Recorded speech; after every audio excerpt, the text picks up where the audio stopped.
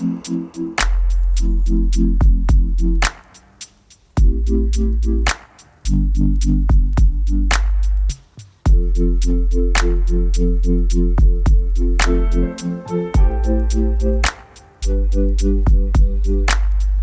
what's up guys? My name is Josh and today we're going to be doing a build at the $1,200 price point.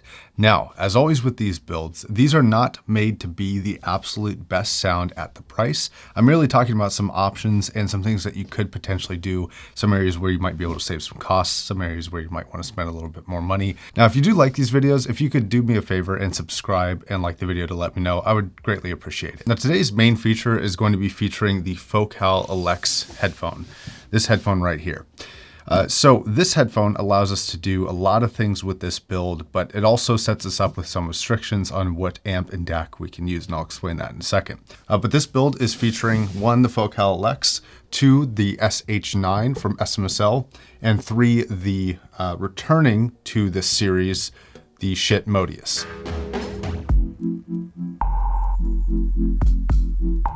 Now together we have $700 for the headphones, about $300 for the amplifier, and about $200 for the DAC. Now there is a matching DAC that you can get with the SH-9, which is called the SU-9, but that is currently sold for over $400. And I think the benefits of that system are not worth $200 more than the Modius in this particular circumstance.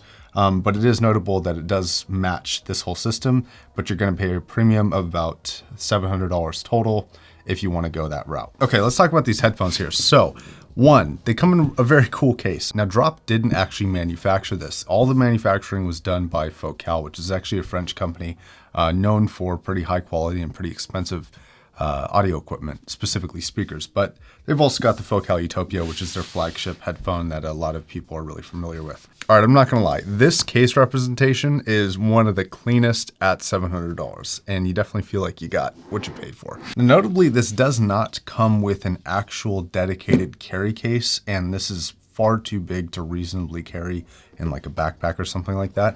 But one thing that this headphone does come with that is going to be useful here is a pair of cables. One is going to be a 1/4 inch single-ended cable. The other one is going to be a balanced cable. Now, I do personally recommend upgrading the cable, though I think it's not really necessary given that they're reasonably good quality, but you are going to have to deal with one main issue, and that's going to be that it kinks and it kind of stays kinked, and it's not a very malleable or really a super high quality cable in my opinion. So I'm considering doing a video about the Elex again, kind of a dedicated, not necessarily a re-review, just kind of looking back at it and seeing if it's basically worth it in 2021. This is a headphone that comes in on the warmer side of neutral, and it does feature some of the best things in class, like the pads are awesome. They've had their own pad debacles over on the drop end, which is actually Focal's fault if you didn't know, but that aside, the pads here are exceptional. Now, one thing I would ask you to consider is that this headphone doesn't actually need a lot of power, but it is revealing, so it needs clean power. Now, in my opinion, you could get away with a $200 system with this, being the Schiit Modi and the Magni Heresy. That system is kind of like a cheat for most of these systems. Most headphones are going to run just fine off of that. And I do plan to do a build series with those, but I don't want to have that be the amp and DAC that is recommended for every single headphone that is efficient. So I want to play around with this a little bit, but that is one of those areas that I was talking about where you can save some costs. Do I think this system sounds better? Sure I do. So the amplifier, the SH-9. So this features really awesome specs. It's about $300. This competes directly and even beats the 789 in some certain areas. 1, form factor. It's also got a built-in power supply in the back, so all you need is your cable, which is great. You know, simple XLR and RCA inputs, a simple interface with basically only gain and volume controls. But notably, this does come with one major benefit and one minor drawback. The major benefit, remote control support, and that's huge. The minor drawback I was talking about is that on the bottom, this actually only features 3 feet. So when you go to plug in your headphones, if you're gripping it on the side, it is going to tip a little bit. Okay, now the DAC. Why did I pick this DAC? Well, partially because I don't have any other balanced DACs that are reasonably priced. So I do have a couple recommendations of what you could alternatively do, though the Modius for $200 is a pretty good deal. You could also go with something like a Geshelli Labs Enog 2. That is also a balanced DAC. And there are a couple other balanced DACs that I could recommend around this price tag. I'll leave links in the description. Now, this is probably going to be my top pick for one thing, and I keep bringing this up every time I mention this, but you can run this off of USB from your laptop, your iPad, even your phone.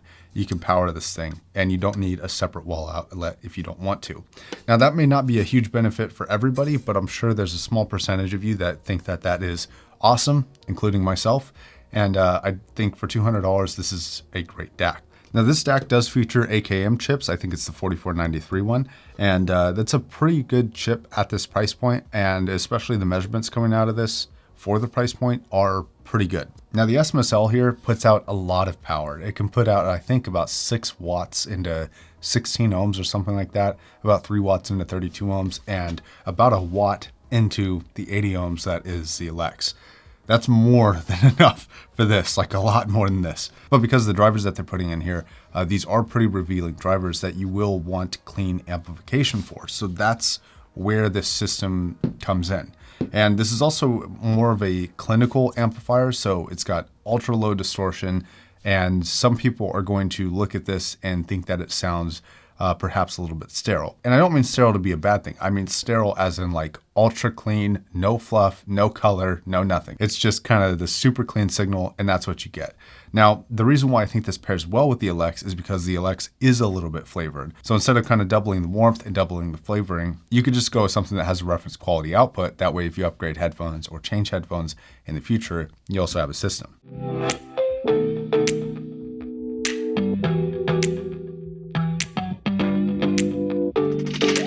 Okay, now the Elex is arguably the best headphone at $700. I don't know that it is, but I think it's arguably kind of the best headphone at that price range.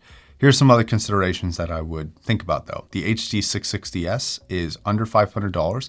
It's pretty good. Better mid-range performance, a better kind of center presentation than the Elex, though I think the Elex has better top-end presentation and does have better bass. Now, one other headphone that you could pair with this, which is going to be a little bit more clinical, but is going to be a really good sounding headphone, but with a slightly different take on sound, is going to be the Beyerdynamic DT1990 Pro. So you're going to be able to take a deep look with kind of a microscope to the music and more analyze things than just enjoy things. And if that's the style of listening you do, I would probably recommend the DT1990 here.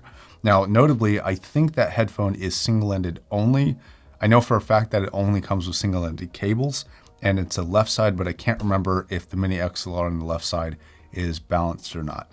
So just know you might be stuck with single-ended performance. Now, those two headphones are great, but I don't think they're this thing's biggest competition. I think this thing's biggest competition is the Audeze LCD2C. Why? Bass response is just better on that headphone.